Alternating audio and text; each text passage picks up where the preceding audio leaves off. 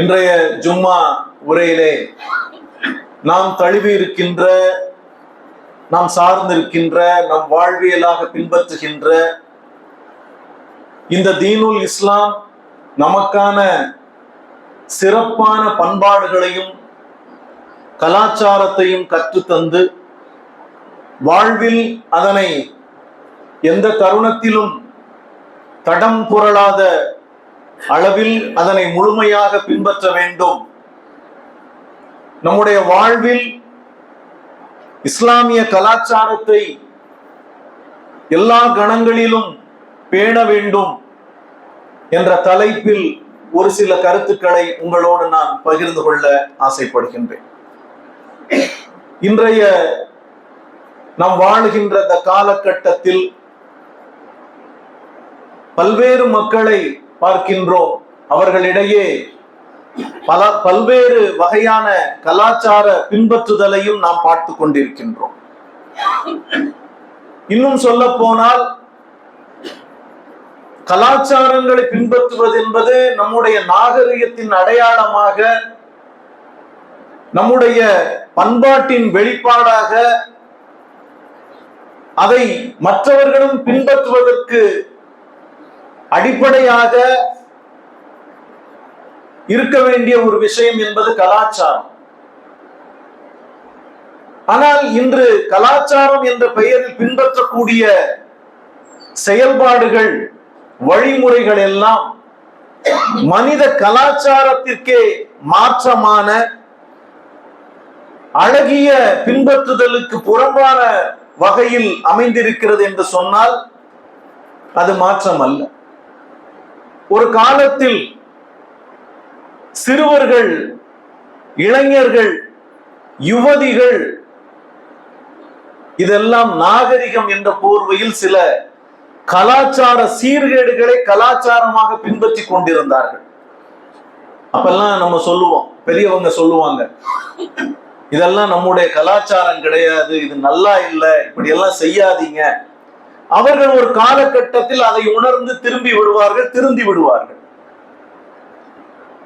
ஆனால் இன்று வயது வித்தியாசம் இல்லாமல், மார்க்கங்கள் இசங்கள் என்ற வேறுபாடு இல்லாமல், வயது வித்தியாசமின்றி கலாச்சார சீர்கேடுகளை நாகரிகம் என்ற போர்வையில் இது எங்களுடைய அழகிய கலாச்சாரம் என்று பெரும்பான்மை மக்களும் பின்பற்றுவது என்பது வேதனையான, ஒரு வருத்தமான விஷயமாக இருக்கின்றது. இன்னும் சொல்ல போனால் இதுதான் வாழ்க்கை. மனிதனுக்கு இயற்கையோடு, இயல்போடு வாழ்வதற்கான அழகிய வாழ்க்கையை, கலாச்சாரத்தை, பண்பாட்டை கற்றுத்தந்திருக்கின்ற ஒரே மார்க்கம் இந்த தீனுல் இஸ்லாம் என்று சொல்லக்கூடிய இஸ்லாமிய மார்க்கம். ஆனால் இந்த கலாச்சார சீர்கேடுகள் என்பது இஸ்லாமிய மார்க்கத்தையும் அதை பின்பற்றுபவர்களையும் விட்டு வைக்கவில்லை என்பதுதான் மிகவும் வேதனைக்குரிய விஷயமாக இருக்கின்றது.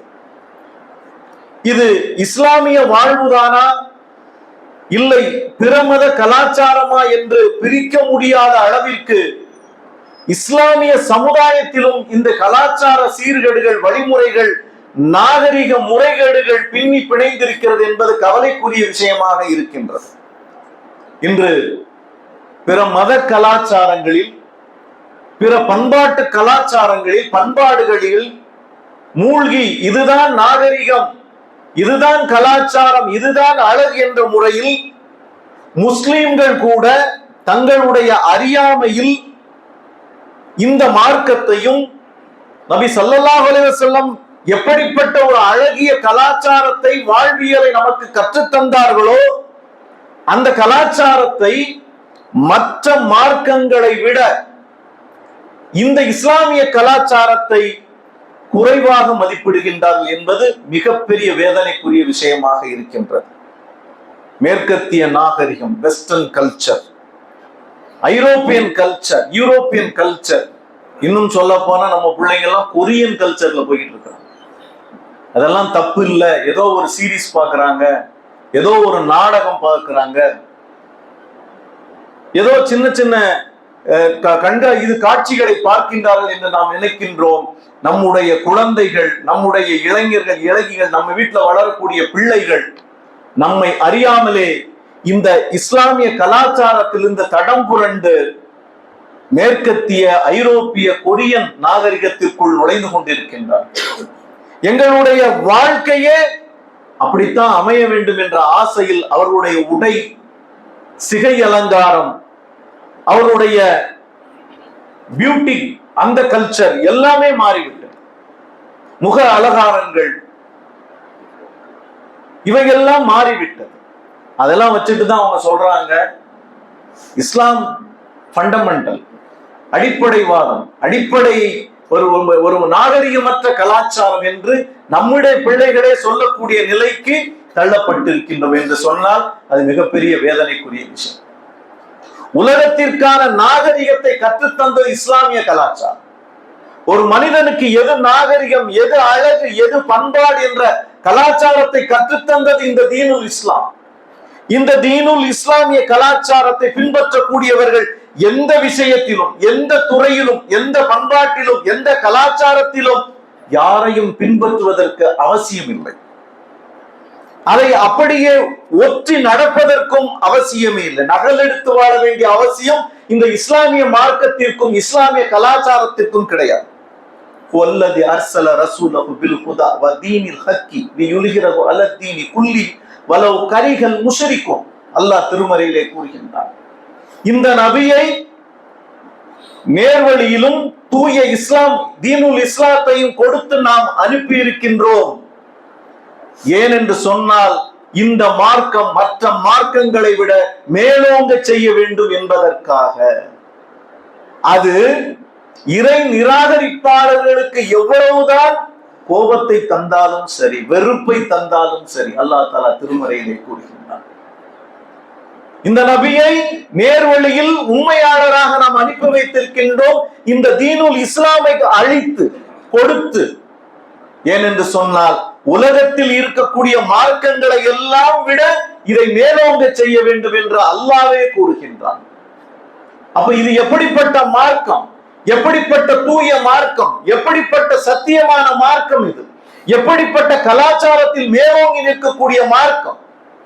அந்த மார்க்கத்தை பின்பற்றக்கூடியவர்கள், அந்த மார்க்கத்தை கலாச்சாரத்தை வாழ்வியலாக கொண்ட மக்கள், இந்த உம்மத்தின் தலைவராக நபிகளாரை தன்னுடைய தலைவராக ஏற்றுக்கொண்டு வாழ்வியலாக கொள்ளக்கூடிய இந்த உம்மத் மேற்கத்திய நாகரிகத்தில், ஐரோப்பிய நாகரிகத்தில் தடம் புரண்டு சென்று கொண்டிருக்கின்றார்கள். அது எங்கே கொண்டு செல்லும்? ஷிர்கில் கொண்டு செல்லும். இறைவனை மறுக்கக்கூடிய நிலைக்கு தள்ளும், இணை வைப்பில் கொண்டு தள்ளிவிடும். அல்லாஹ் பாதுகாக்க வேண்டும். அல்லாஹ் திருமறையிலே கூறுகின்றான், உங்களுடைய தீன் வாழ்க்கையின் நெறியை குறித்து நிராகரிப்போர் முற்றிலும் நிராசை அடைந்து விட்டனர். இந்த மார்க்கத்தை ஏத்துக்கிட்டீங்களே, உங்களை எப்படியாவது வழிகெடுத்துடலாம் நினைச்ச அந்த இறை நிராகரிப்பாளர்கள் எல்லாம் நிராசை அடைந்து விட்டார்கள். இவர் ஒண்ணுமே செய்ய முடியாது இனிமேல் என்று.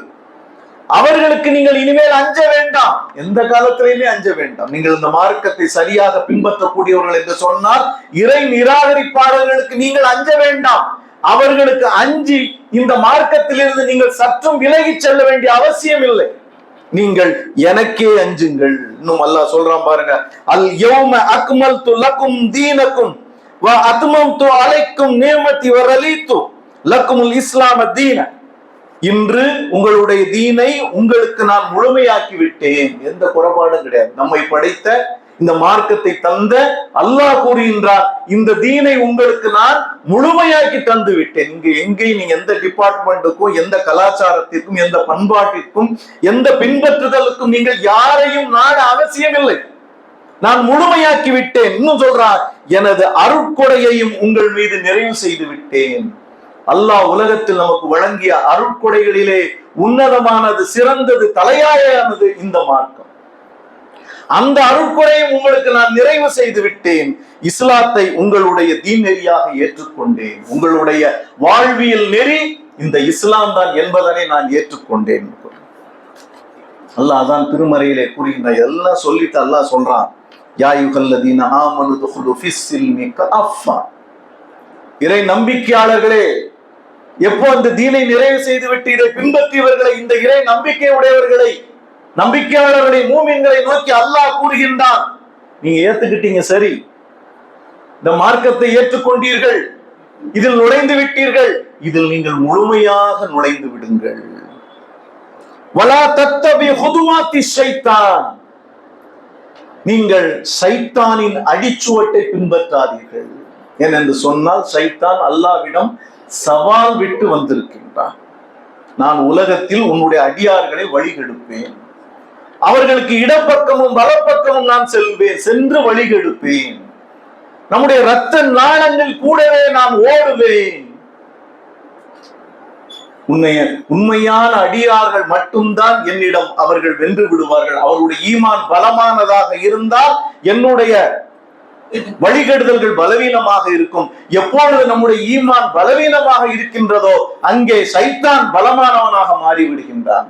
அதான் அல்லாஹ் சொல்றான், நீங்கள் கொஞ்சம் இதை பின்பற்ற, எனக்கு எதெல்லாம் ஒத்து வருதோ அதெல்லாம் நான் பின்பற்றுறேன். இஸ்லாத்துல எது எது எனக்கு இடிக்குதோ, எது எது எனக்கு வாழ்க்கைக்கு கஷ்டமா இருக்குதோ அதுல எல்லாம் கொஞ்சம் நான் விலகி போய்க்கிறேன் என்று சொன்னீர்கள் என்று சொன்னால் நீங்கள் உண்மையான இறை நம்பிக்கையாளர்கள் அல்ல. மேலும் அல்லாஹ் கூறுகிறான் பாருங்கள், தெளிவான அறிவுரைகள் வந்த பின்பும் எல்லாம் வந்துருச்சு, இறை மறை வந்து விட்டது, இறை வேதம் வந்து விட்டது, இறை தூதர் வந்து விட்டார், வழிகாட்டுதலை தந்து விட்டார், வாழ்வியலை தந்து விட்டார், கற்றுக் கொடுத்து விட்டார். இவை எல்லாம் வந்த பின்பும் நீங்கள் வழி பிறந்தால் நிச்சயமாக அல்லாஹ் வல்லமை உடையவன், நான் என்ன செய்வதற்கும் ஆற்றல் பெற்றவனாக இருக்கின்றேன். நீங்கள் வெளியே ஒன்று பேசலாம், வெளியே ஒன்று நீங்கள் செயல்படுத்தலாம், ஆனால் உங்கள் உள்ளத்தில் என்ன இருக்கின்றது, உங்களுடைய சிந்தனையில் என்ன இருக்கின்றது என்பதனை நான் அறியக்கூடிய நுண்ணறிவாளனாக நான் இருக்கின்றேன் என்பதை நீங்கள் அறிந்து கொள்ளுங்கள். நான் நினைக்கிறது உங்களுக்கு தெரியாதனால நீங்க பக்கத்துல இருக்காள்கிட்ட சொல்லலாம், நம்ம பிள்ளைகிட்ட சொல்லலாம், நம்ம அப்பாட்ட அம்மாட்ட சொல்லலாம், நான் அப்படிலாம் நினைக்கலாமான்னு சொல்லு. நீங்க வழி பிறந்து விட்டீர்கள் என்பதனை, உங்களுடைய சிந்தனையில் என்ன நினைக்கின்றேன் என்பதனை நான் அறியக்கூடியவனாக இருக்கின்றேன். எல்லாம் நமக்கு எல்லாரும் தெரிஞ்ச ஒரு வரலாற்று சம்பவம் தான் உமர் அலி அல்லாஹ் தஆலாவுடைய வாழ்க்கையில். ரசூல் ஸல்லல்லாஹு அலைஹி வஸல்லம் உடைய சபையில் அனைத்து சஹாபாக்களும் அமர்ந்திருக்கின்றார்கள். அப்பொழுது உமர் அலி அல்லாஹ் தஆலா அமர்ந்திருக்கின்றார்கள். ஒரு விஷயத்தை சொல்லிக் கொண்டிருக்கும் போது உமர் அலி அல்லாஹ் தஆலா சொல்றாங்க, இந்த என் கையில் தௌராத்தினுடைய ஒரு பிரதி இருக்கின்றது, ஒரு பேப்பர் இருக்கு, சில பேப்பர்கள் பிரதிகள் என்னிடம் இருக்கின்றது, நீங்கள் கூறுவதை போல இதிலும் இருக்கின்றது, அல்லாஹ்வின் தூதரே என்று கூறியவுடன் தான் தாமதம் அண்ணலாருடைய முகம் சிவந்து விட்டது கோபத்தால். அதை கண்ட அபூபக்கர் ரலியல்லாஹு தஆலா கூறுகின்றார்கள், உமரே என்ன ஆகிவிட்டது, நாசமாகி போய்விட்டது, அல்லாஹ்வின் தூதருக்கு முன்னால் நீங்கள் வேறொரு மார்க்கத்தை கொண்டு காமிக்க, அவங்க முகத்தை பாருங்க. உடனே திடுக்கிட்டு அதை பார்க்கல, அவங்க பேப்பரை படிச்சுக்கிட்டே சொல்றாங்க உமர் ரலியல்லாஹு தஆலா, அபூபக்கர் சொன்னதுதான் தாமதம். உமர் ரலியல்லாஹு தஆலா சொல்றாங்க, அல்லாஹ்வின் கோபத்தில் இருந்தும் அல்லாஹ்வின் தூதருடைய கோபத்தில் இருந்தும் நான் பாதுகாப்பு தேடுகிறேன். அந்த ஒரு செகண்ட் அவங்களை கோபப்படுத்திட்டேனா, வருத்தப்படுத்திட்டேனா, அந்த கோபத்தில் இருந்து நான் உங்களிடம் பாதுகாப்பு தேடுகின்றேன். அல்லாஹ்வை ரப்பாக மறுபடியும் கலிமா சொல்றாங்க. அந்த ஒரு செயலால், அந்த ஒரு வார்த்தையால் எங்கே நாம் இந்த தீனை விட்டு விலகி விட்டோமோ என்ற அச்சத்தில் அவர்கள் அங்கே மீண்டும் ஷஹாதத் கூறுகின்றார். அல்லாஹ்வை ரப்பாகவும் நபிகளாரை நான் தூதராகவும் இஸ்லாத்தை என்னுடைய வாழ்வியல் மார்க்கமாகவும் நான் பொருந்திக் கொண்டேன், அஷ்ஹது அல்லா இலாஹ இல்லல்லாஹ் வ அஷ்ஹது அன்ன முஹம்மதர் ரசூலுல்லாஹ் என்று கூறுகின்றார். அப்ப நபி ஸல்லல்லாஹு அலைஹி வஸல்லம் சொல்றாங்க, அதுக்கப்புறம் விளக்கம், என் உயிர் எவன் கைவசம் உள்ளதோ அந்த அல்லாஹ்வின் மீது சத்தியமாக மூசா நபி அவர்கள் உங்களுக்கு மத்தியில் வந்து என்னை விட்டு அவரை நீங்கள் பின்பற்றினால் நீங்கள் வழிகட்டவர்கள் ஆகிவிடுவீர்கள். நான் இருக்கக்கூடிய இந்த தருணத்துல மூசா அலைஹிஸ்ஸலாமே வந்து உங்களுக்கு எல்லாம் சீனியர் தானே, அல்லாஹ்வின் தூதர்ல அவரும் ஒருத்தர் தானே, நபி தானே, உங்களுக்கு முன்னால வந்தவர் தானே அப்படின்னு சொல்லி நீங்க அவர்களை பின்பற்றினால் நீங்கள் வழிகட்டவர்கள் ஆகி விடுவீர்கள். மூசாவே வந்தாலும் என்னைத்தான் அவர் பின்பற்ற வேண்டும். அப்போ என்ன சொல்றாங்க, இது போலத்தான் இது இருக்குன்னு மட்டும்தான் சொன்னாங்க. நீங்க சொல்ற கருத்து மாதிரி இதுல இருக்குன்னு சொன்னாங்க, தோரால இருக்குன்னு சொன்னாங்க. அப்போ இஸ்லாமிய கலாச்சாரம், பண்பாடு, வாழ்வியல் வழிமுறைகள் எல்லாம் யாரை பார்த்து நகலெடுக்க வேண்டிய அவசியம் இல்லை, பின்பற்ற வேண்டிய அவசியம் இல்லை. ஆனால் பின்பற்றக்கூடிய சமுதாயமாக இன்று இஸ்லாம் சமுதாயம் மாறுவது என்பதுதான் வேதனைக்குரிய விஷயமாக இருக்கின்றது. கண்ணியத்திற்குரிய சகோதரர்கள், ஏன் நபி ஸல்லல்லாஹு அலைஹி வஸல்லம் அவர்களுடைய வாழ்வியல் நமக்கு தேவை? அவர்கள் கற்றுத்தந்த கலாச்சாரம் எதற்கு நமக்கு தேவை? இங்கே குறைஷியர்களுடைய தொல்லை தாங்க முடியவில்லை. அல்லாஹ்வுடைய ஆணை வருகின்றது. மக்காவில் இருந்து மதீனாவிற்கு ஹிஜ்ரத் புலம்பெயர்கின்றார்கள் இறை நம்பிக்கையாளர்கள், முஸ்லிம்கள் எல்லாம். அங்கே புதிய மக்கள், புதிய கலாச்சாரம், புதிய வணிகம், புதிய பண்பாடு, புதிய தொழில்முறை. ஒருத்தருக்கு ஒருத்தர் தெரியாது யாருனே. நபிகளார் அங்கே ஒரு அழகிய ஒரு கலாச்சாரத்தை கற்றுத் தருகின்றார்கள், ஒரு வாழ்வியலை கற்றுத் தருகின்றார்கள், ஒரு பின்பற்றுதலை கற்றுத் தருகின்றார்கள், சகோதரத்துவம் என்ற புதிய ஒரு அழகிய கலாச்சாரத்தை கற்றுத் தருகின்றார்கள். அதுதான் அனைவரையும் ஒரு புள்ளியில் ஈர்த்தது. நீ வேற ஊருக்காரன், நாங்க இந்த ஊர், சொந்த ஊர், அப்படி இல்லை. அவர்களுக்கிடையே அந்த சகோதரத்துவம், ஏகத்துவத்தின் மையப்புள்ளியில் சகோதரத்துவத்தை ஒருவர் பின்பற்றினார்கள். அந்த கலாச்சாரத்தில் பத்தி பிடித்தார்கள். அவர்கள் எப்படி, எனக்கு 2 மனைவி 3 மனைவி இருக்கா, டைவர்ஸ் பண்ணிட்டு உங்களுக்கு ஒரு மனைவியை கட்டித்தாரு, சம்பந்தம் செய்து கொண்டார்கள். எங்களுக்கு சொத்து 2 வீடு இருக்கா, 1 வீடு எனக்கு, 1 வீடு உங்களுக்கு. எனக்கு பிசினஸ் இருக்குதா, இந்த பிசினஸ் நீங்க பாருங்க. அந்த அளவுக்கு அவர்கள் அங்கே ஒரு பெரிய கலாச்சாரத்தை அங்கே கற்றுத்தந்தார்கள் நபிகள் நாயகம் ஸல்லல்லாஹு அலைஹி வஸல்லம் அவர்கள். எனவேதான் அது மக்காவை தாண்டி மதீனாவிற்கு வந்தது. மதீனாவை தாண்டி உலகம் எல்லாம் மக்களின் மனதை வென்று இன்றளவும் நாம் அப்படிப்பட்ட ஒரு அழகிய கலாச்சாரத்தை பின்பற்றுகிறோம் என்று சொன்னால், நபிகளார் அப்படி ஒரு விதையை அங்கே ஊன்றி சென்றார்கள். அப்படி ஒரு அழகிய கலாச்சாரத்தின் வேறு அங்கே விளைவிட்டது மதீனாவில். சிந்தித்து பார்க்க வேண்டும். உலகத்தின் அழிவு நாள் வரைக்கும், இந்த உலகில் நாம் வாழும் வரைக்கும் யாரும் நமக்கு நாகரிகத்தை கற்றுத்தர வேண்டியதில்லை. கண்ணியத்திற்குரிய சகோதரர்கள், பல்வேறுபட்ட மதம் இருந்தது, பல்வேறுபட்ட பண்பாடு, பல்வேறுபட்ட சடங்கு சம்பிரதாயம், அத்தனை மக்களையும் இஸ்லாம் என்ற மையப்புள்ளியில் ஒன்றிணைத்தார்கள். இஸ்லாம் என்ற கலாச்சாரத்தில் அவர்கள் கட்டி அணைத்தார்கள். கண்ணியத்திற்குரிய சகோதரர்கள், சிந்தித்து பார்க்க வேண்டும். அப்படிப்பட்ட ஒரு அழகிய கலாச்சாரத்தினுடைய ஒரு ஊடகமாகத்தான் இந்த பயான் என்பதெல்லாம். மீடியா ஒவ்வொரு பயானிலும், ஒவ்வொரு உரையிலும் அவர்கள் இஸ்லாமிய கலாச்சாரத்தை கற்றுத் தருகின்றார்கள், அல்லாஹ்வை பற்றி நினைவூட்டுகின்றார்கள். அதனாலதான் அந்த மரணித்தவரை அடக்கம் செய்த பின்பு கூட ஒரு சின்ன உரை, அந்த மையத்தங்கரையில் நின்று கூட, கபரஸ்தான்ல நின்று கூட ஒரு சிறிய உரை நபிகளா நமக்கு கற்றுத்தது. அந்த உரையில் என்ன இருக்குது? அல்லாஹ்வை புகழ்கின்றோம், தக்வாவை வசியத் செய்கின்றோம். இதுதான் வாழ்வியல். அல்லாஹ் ஒருவன் தான், அவனை தவிர நான் யாரையும் வணங்குவதில்லை, அவனுக்கு மட்டுமே நான் அஞ்சுகின்றேன். இஸ்லாம் என்றால் என்ன? அதன் அடித்தளத்தை அந்த பயான்ல நம்ம சொல்றோம், ஆரம்பகால வாக்கியங்களில் நாம் கூறுகின்றோம். நமக்கு புரியறது இல்லை, என்ன சொல்றாங்க நமக்கு தெரியல. அல்லாஹ், தக்வா, வாட் இஸ் இஸ்லாம், இஸ்லாம் என்றால் என்ன, அதனுடைய பேஸ்மெண்ட் என்ன, அதனுடைய ஃபண்டமெண்டல் என்ன, அங்கே கற்றுத் தருகிறோம். அடுத்து இஸ்லாமிய வாழ்வின் மகத்துவம் என்றால் என்ன, அதையும் அங்கே கூறுகின்றோம். அந்த பயான்ல, அந்த சிறு உரையில் கூட அதை நாம் அங்கே கருத்தாக கூறுகின்றதை நமக்கு கற்றுத் தந்திருந்தார் நபி ஸல்லல்லாஹு அலைஹி வஸல்லம்.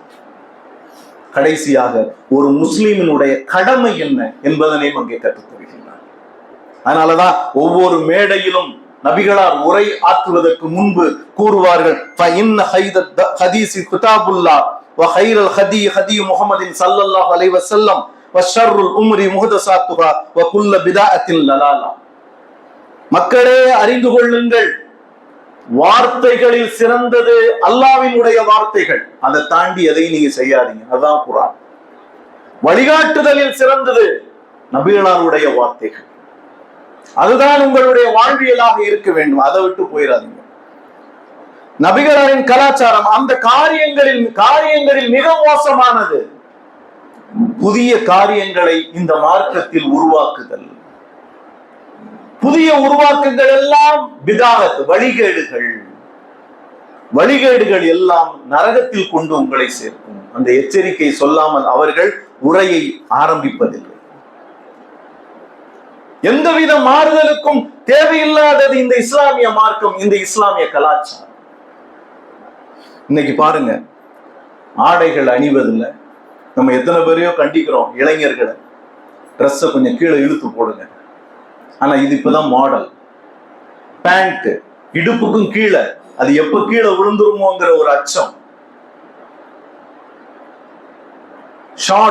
ஷார்ட்டா ட்ரெஸ் போடுறது, அதான் ஸ்டைல். இப்போ மேற்கத்திய கலாச்சாரம், ஐரோப்பிய கலாச்சாரம், சிகை அலங்காரம், ஒரு பக்கம் ஃபுல்லா வலிச்சு விட்டுட்டு ஒரு பக்கம் மட்டும் முடிய வைக்கிறது இஸ்லாத்தில் ரசூலுல்லாஹ் கண்டிச்ச முறை அது. ஆனா இன்னைக்கு நம்ம வீட்டு பிள்ளைகள் கூட ஒரு பக்கம் ஃபுல்லா சிரைத்து விடுகின்றார்கள், ஒரு பக்கம் அப்படி விட்டுட்டு போறாங்க. இது ஏன் புள்ளதான் மற்றவங்ககிட்ட அறிமுகப்படுத்தவே முடியல. ஒரு காலத்துல நம்ம பிள்ளைய மற்றவர்கள்ட்ட, உறவுகள்கிட்ட, நண்பர்கள்ட்ட அறிமுகப்படுத்துவான். இது என் பையன் இன்ஜினியரிங் படிக்கிறான், டாக்டருக்கு படிச்சுட்டு இருக்கான், ஆர்கிடெக்ட் படிக்கிறான், இப்பவும் நம்ம அறிமுகப்படுத்தலாம். ஆனா உன் குடும்பத்துல உள்ளவங்க மாதிரியே இல்லையே, நம்முடைய கலாச்சாரத்திலே உன் புள்ள இல்லையே, அவன் மனசுக்குள்ளையான்னு நினைச்சிட்டு போவான். வீட்டுல போய் சொல்லுவான், உள்ள வளர்த்துருக்கான் பார். அவன் ஒரு முசல்மான், ஒரு முஸ்லிம் வீட்டு பிள்ளை, ஒரு மூமின் என்ற அடையாளமே இல்லை. அவனுடைய உடையில், அவனுடைய சிகை அலங்காரத்தில், அவனுடைய பேச்சில், செயல்பாடு. ஒரு வீட்டுக்கு போறோம்,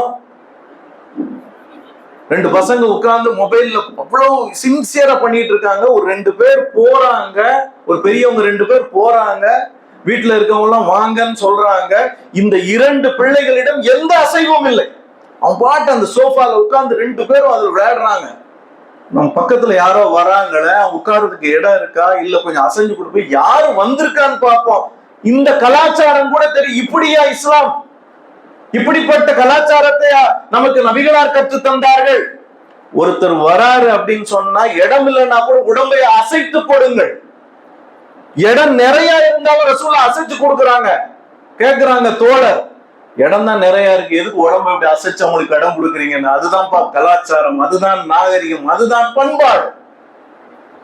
ஒருத்தர் எஞ்சு போயிட்டாரா உடனே அந்த இடத்துல உட்காராரு, அவர் மறுபடியும் வருவாரு. எப்படி மலஜலம் கழிக்க வேண்டும், எப்படி அதை சுத்தம் செய்ய வேண்டும் என்ற கலாச்சாரத்தை, நாகரிகத்தை கற்றுத்தந்த மார்க்கம் இஸ்லாம். கேட்டாங்க குறைஷியர், இதுக்கெல்லாம் ஒரு தூதர் அனுப்புவானா அல்லாஹ்? அதனாலதான் இன்று மற்றவர்களை விட நாம் சுத்தம் உள்ளவர்களாக இருக்கின்றோம். அந்த கழிவுகளை அகற்றுவதில் கூட, அந்த கழிவினை சுத்தம் செய்வதில் கூட. ஒரு துளி பற்றுச்சுன்னு சந்தேகம் வந்துச்சுன்னா அவர் தொட மாட்டார். ஏதோ பற்றுச்சு அப்படின்னா, நஜீஸ் பற்றுச்சுன்னு ஒரு சந்தேகம் வந்துருச்சுன்னா அந்த ட்ரெஸ்ஸை கழட்டிடுவார். அப்படிப்பட்ட நாகரிகத்தை கற்றுக்கொண்டு வாழ்வியலா கொண்ட மார்க்கத்தில் தான் இன்று கலாச்சார சீர்கேடுகள் இருக்கின்றது. இப்ப எந்த ஹோட்டல்னாலும் நம்ம சாப்பிடுறோம், அது ஸ்டைலா இருக்குதா, ஏசியா இருக்கா, டெக்கரேஷனா இருக்கா, அது உண்மையிலே ஹலாலான உணவு தான் பார்க்கறது இல்லை. ஆனால் அது மேற்கத்திய நாகரிகத்தில் விளைந்த உணவு விடுதி, ரெஸ்டாரண்ட். அங்க போய் சாப்பிட்டு வந்தோம் சொல்றதுல ஒரு பெருமை நமக்கு. வீக்கெண்ட் நாங்கெல்லாம் வெளியில போயிருந்தோம், அந்த ஹோட்டல் அது ஹலாலாப்பா, ஒழுங்கா சுத்தம் செய்யறானா பார்க்கிறது, சிந்தித்து பார்க்க வேண்டும் கண்ணியத்துக்கு. இன்று திருமண உறவை எடுத்துக் கொள்ளுங்கள், லிவிங் டுகெதர். இன்னும் பாத்தீங்க அப்படின்னா, இன்னும் கலாச்சார சீர்கேடுகள், இயற்கையான வழிமுறைகளை விட்டு லிவிங் டுகெதர், ஹோமோசெக்சுவல், லெஸ்பியன், அதுக்கு போராட்டம், அதற்கு உரிமை கோரல், அதற்கு சட்டங்களும் இயக்கப்பட்டிருக்கின்றது என்று சொன்னால் எப்படிப்பட்ட ஒரு மோசமான கலாச்சாரத்தில் நாம் வாழ்ந்து கொண்டிருக்கின்றோம். எந்த நேரத்திலும் அதான் அல்லாஹ் சொல்றான், ஹுதுவாத்தி ஷைத்தான், பின்பற்றினார். முழுமையாக இஸ்லாத்தில் நுழைந்து கொள்ளுங்கள், உங்களை பாதுகாத்துக் கொள்ளுங்கள் என்று கூறுகின்றார். நீங்க கொஞ்சம் கையை நீட்டிக்கிட்டு இருக்கிறேன், வேகமா போகுது ட்ரெயின், இதை மட்டும் தான் நீட்டிக்கிட்டு இருக்கிறேன்னா கொஞ்ச நேரத்தில் ஒரு போஸ்ட் வரும், அடிச்சுட்டு போயிரு. இதான் வாழ்க்கையும் கூட. முழுமையாக இஸ்லாத்தில் நுழைந்து விடுங்கள். கொஞ்சம் நீட்டிருக்கேன், பையன் ஆசைப்படுறான்னு செஞ்சு ஓகே நான் அட்ஜஸ்ட் பண்ணி சரின்னு சொல்லி விட்டுட்டேன் என்றால் மிகப்பெரிய மோசமான ஒரு நிலைக்கு நாம் தள்ளப்படுவோம் என்பதை கவனத்தில் கொள்ள வேண்டும். நபி ஸல்லல்லாஹு அலைஹி வஸல்லம் அவர்கள் கூறுகின்றார்கள், உங்களுக்கு முன்னிருந்த யூத கிறிஸ்துவர்களின் வழிமுறைகளை அங்குலம் அங்குலமாக பின்னாளில் நீங்கள் பின்பற்றுவீர்கள். ரசூல் ஸல்லல்லாஹு அலைஹி வஸல்லம் சொல்றாங்க, யூதருடைய கலாச்சாரம் எல்லாம் இன்னைக்கு நம்மளுடைய வாழ்க்கையில் பின்பற்ற ஆரம்பித்து, பர்த்டே கொண்டாடுறது, கேக் வெட்டுறது. இன்னைக்கு நம்ம முஸ்லிம் கல்யாண விழாக்களில் கூட மேடைகளில் கேக் வெட்டி மூஞ்சில பூசக்கூடிய கலாச்சாரம் வந்துவிட்டது. அது யூத கிறிஸ்தவ கலாச்சாரத்தை நாம், அதான் நாகரிகம். ஃப்ரெண்ட்ஸ் வந்துட்டாங்க, என்ன பண்றது? அங்க நிக்காது நடக்குதோ இல்லையோ, அடுத்து கேக் வெட்டணும். இப்படிப்பட்ட மோசமான நிலை இருக்குன்னா ரசூல் ஸல்லல்லாஹு அலைஹி சொன்னாங்க, நீங்க கொஞ்சம் கொஞ்சமா யூத கிறிஸ்துவர்களை பின்பற்ற ஆரம்பித்து, எப்படின்னா அவர்கள் ஒரு உடும்பு புகுந்து கொள்ளக்கூடிய அளவிற்கக்கூடிய பொந்துக்குள் நுழைந்தாலும் உங்களுக்கு அறிவு யோசிக்க மாட்டீங்க. நீங்க நம்மளும் அதுல போய் ஒளிஞ்சுக்கலாம் போல. உடும்பு நுழையக்கூடிய பொந்து எவ்வளவு சின்னதா இருக்கும், அதுக்குள்ள அவங்க போனா கூட நீங்களும் அவங்க பின்னாலே போவீங்க. ரசூல் ஸல்லல்லாஹு அலைஹி வஸல்லம் சொல்றாங்க. நம்முடைய நிலையை நாம் சிந்தித்து பார்க்க, நாங்கெல்லாம் கரெக்டா தான் இருக்கிறோம் அப்படின்னு இல்லை. நம்முடைய பிள்ளைகளை வாட்ச் பண்ண வேண்டும், கண்காணிக்க வேண்டும். நம்முடைய உறவுகளை கண்காணிக்க வேண்டும், அவர்களுக்கு எடுத்து சொல்ல வேண்டும். தொழுகை நேரத்தை எப்படி அறிவிக்கலாம் அப்படின்னு கேட்கிறாங்க. ஒவ்வொருத்தரும் ஒவ்வொன்னு சொல்றாங்க. கொட்டடிக்கலாம், மணி அடிக்கலாம் அப்படின்னு ஒவ்வொரு சஜஷன் சொல்றாங்க. அதெல்லாம் ரசூலுல்லாஹ் சொல்றாங்க, இதெல்லாம் கிறிஸ்துவ யூதர்களுடைய கலாச்சாரம். அதுல கூட அப்புறம் தான் பிலால் ரலியல்லாஹு தஆலா கூப்பிடுறாங்க, நீங்க பாங்கு சொல்லுங்க மேலேயே. இஸ்லாத்திற்கான கலாச்சாரம் அதுதான். மணி அடிக்கிறது, கொட்டடிக்கிறது இல்ல. இன்னும் சொல்றாங்க, ஹுனைன் யுத்தத்தினுடைய நாள் அது. எல்லாரும் போய் ஒரு இடத்துல ரெஸ்ட் எடுக்க போறாங்க, முஸ்லிம் போர் வீரர்கள் எல்லாம். அதை சொல்லி நிறைவு செய்கின்றேன். அப்ப அந்த இடத்துக்கு வந்த உடனே இவங்க ஒரு காலத்துல இணை வைப்பாளர்களாக இஸ்லாத்தில் இல்லாதவர்களாக இருந்தாங்க. அந்த ஜாகிலியாத்தினோட இன்றைக்கு இஸ்லாத்துக்கு வந்திருக்கிறாங்க. அப்ப போகும்போது ஒரு இலந்தை மரம் இருக்கின்றது. அப்ப சொல்றாங்க அந்த முஸ்லிம் போர் வீரர்கள் எல்லாம், இணை வைப்பாளர்கள் போருக்கு வரும்பொழுது இதுல இந்த மரத்தில் கிளைகளில் தங்களுடைய வாள்களை கட்டி வைப்பார்கள். அதுக்கு பேர் தாத்து அன்வாத். அப்படி கட்டி வச்சா பரக்கத், போர்ல நிறைய கனிமத் பொருள் கிடைக்கும், வெற்றி கிடைக்கும் அப்படிங்கிற ஒரு நம்பிக்கையை கெட்டுவாங்க. ரசூல்லா, நாங்களும் இந்த இலந்தை மரத்துல கெட்டலாமா? ரசூல்லா கேட்டதுதான் தாமதம். சொல்றாங்க, அல்ஹம்துலில்லாஹ், சுப்ஹானல்லாஹ், அல்லாஹு அக்பர். இன்னும் நீங்க ஜாகிலியத்திலிருந்து வெளியே வரவில்லையா? இது ஜாகிலியத்தினுடைய வழக்கம், அறியாமை கால வழக்கம், இருண்ட காலத்தின் வழக்கம். இன்னும் நீங்க அதை கேட்டுக்கிட்டு இருக்கிறீங்களா? இது மூசா அலைஹிஸ்ஸலாம் அவருடைய காலத்தில் இஸ்ரவேலர்கள் என்ன சொன்னாங்க, எல்லாருக்கும் கடவுள் நிறைய இருக்கு, எங்களுக்கு ஒரு கடவுளை ஏற்படுத்தி தாங்க அப்படின்னு சொல்லும் போது மூசா அலைஹிஸ்ஸலாம் சொன்னாங்க, உங்களுக்கு மூளையே இல்லையா, விவரமற்றவர்களாக இருக்கின்றீர்கள், இவ்வளவு சொல்லி கூட அது போல நீங்க கேட்கிறீங்களேன்னு சொன்னாங்க ரசூல் ஸல்லல்லாஹு அலைஹி வஸல்லம். நபி ஸல்லல்லாஹு அலைஹி வஸல்லம், நீங்கள் படிப்படியாக முன்னோர்களுடைய வழிமுறையை பின்பற்றுவீர்கள். இந்த நபிகளார் இந்த உம்மத்துல ஒவ்வொரு தனி மனித குடும்ப சமூகத்திற்கான எல்லா கலாச்சார வழிமுறைகளையும் கற்றுத் தந்திருக்கின்றார். பாரசீகம் வெற்றி கொள்ளப்படுகின்றது. அந்த படையினுடைய தளபதி ஹுதைபா இப்னு யமான் ரலியல்லாஹு அன்ஹு அவர்கள் வெற்றி பெற்ற பின்பு அந்த பாரசீகத்தில் மிகப்பெரிய தலைவர்களோடு உட்கார்ந்து விருந்து சாப்பிட்டுக் கொண்டிருக்கின்றார்கள். இஸ்லாம் வெற்றி அடைந்து விட்டது. அப்போது அந்த தளபதி சாப்பிட்டு இருக்கும் போது கையில் இருந்த ரொட்டி துண்டு கீழே விழுந்து விடுகிறது, சின்ன துண்டு.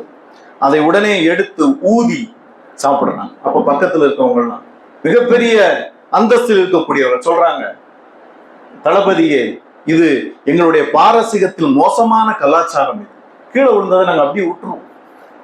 நீங்கள் எப்படிப்பட்ட நாகரிகம் என்ற பேரில் இந்த கலாச்சாரத்தை கூறினாலும் எங்களுடைய உத்தம நபி ஸல்லல்லாஹு அலைஹி வஸல்லம் கற்றுத்தந்த இந்த கலாச்சாரத்துக்கு இது ஈடாகாது. நாங்கள் கீழே விழுந்த உணவை ஊதிதான் உண்ணுவோம். இது எங்களுடைய தலைவர் நபி ஸல்லல்லாஹு அலைஹி வஸல்லம் கற்றுத்தந்த பண்பாடு, கலாச்சாரம், நாகரிகம்.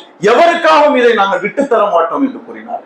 அப்படிப்பட்ட மார்க்கத்தில் வந்தவர்கள் நாம், வாழ்ந்து கொண்டிருக்கக்கூடியவர்கள். இறுதி நாள் வரைக்கும் இஸ்லாமிய வாழ்வியல், இஸ்லாமிய கலாச்சாரத்தை, பண்பாடுகளை பின்பற்றக்கூடியவர்களாக வல்ல அல்லாஹ் தஆலா நம் அனைவரையும் ஆக்கிருவானா. வாஹில் தவானா அல்ஹம்துலில்லாஹி ரப்பில் ஆலமீன்.